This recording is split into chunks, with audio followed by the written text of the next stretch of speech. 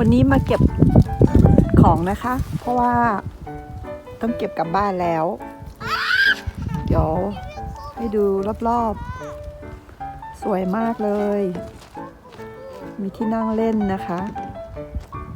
มีทุกอย่างแล้วเราก็เริ่มเก็บของกันแล้วเนาะ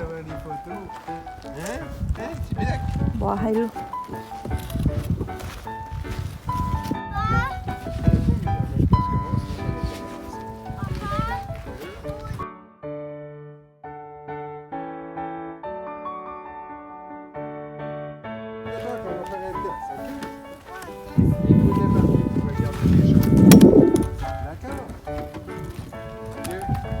Attrape-toi le plus beau papillon.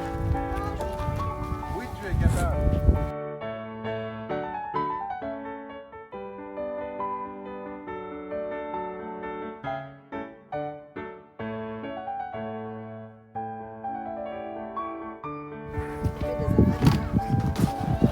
Ça, c'est des vidanges. Puis c'est plein.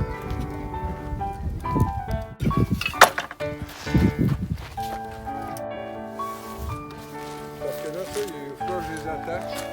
Je vais toutes les laisser sur le côté, mais il faut que là, je les attache ensemble pour qu'ils glissent. Ça les porte dans la vie.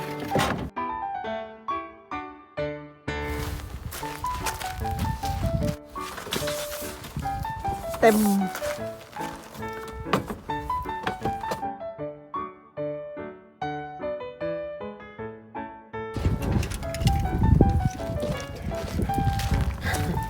ขนเรือใหญ่มานะคะ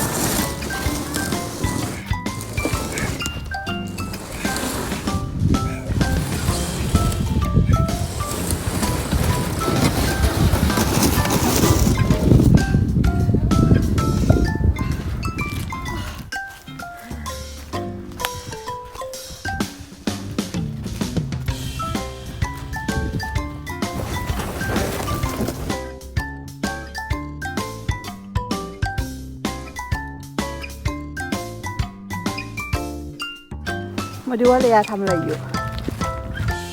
What are you doing? Doing castle. Castle? What is a castle?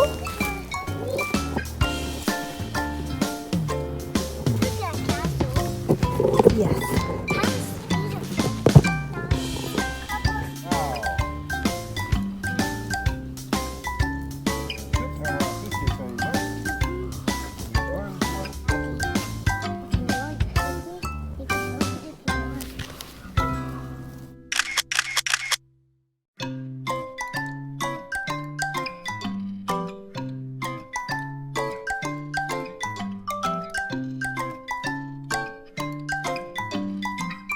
แล้วนะคะ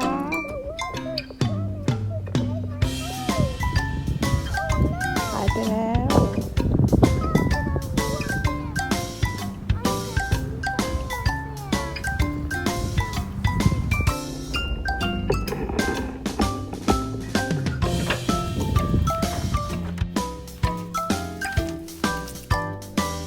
อันนี้ที่ดินของเรานะคะ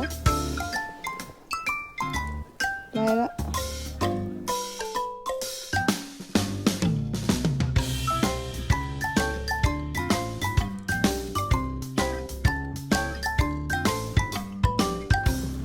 กลับแล้ว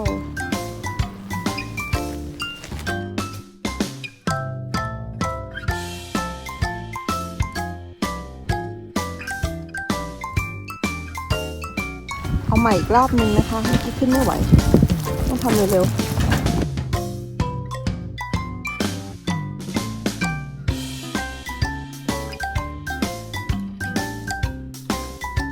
เ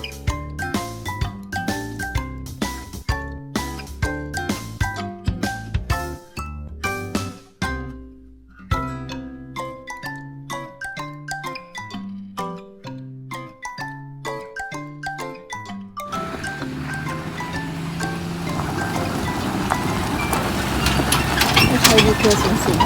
ๆความเร็วสปีดสูงไม่ไปไม่ได้นะคะ ไปแล้ว Félicitations on s'en va คราวนี้ก็ปิดประตูของเราเพราะว่าคนมาเดินเล่นนะคะ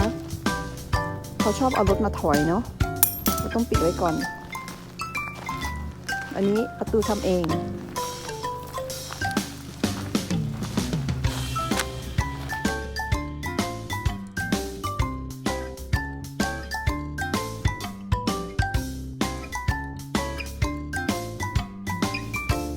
สวยเนาะเราต้องลากันแล้วเนาะเห็นไหมต้นไม้พวกนี้ปลูกเองหมดเลยนะคะเนี่ยขึ้นกันหมดแล้วไม่ตายอันนี้ก็ปลูกเองต้นนี้ตายละต้นนี้นะอีกต้นนี้ขึ้นอยู่ปลูกไว้หลายต้นเลยไอ้พวกเนี้ยต้นพวกเนี้ยปลูกเองหมดเลยนะคะเสร็จแล้ว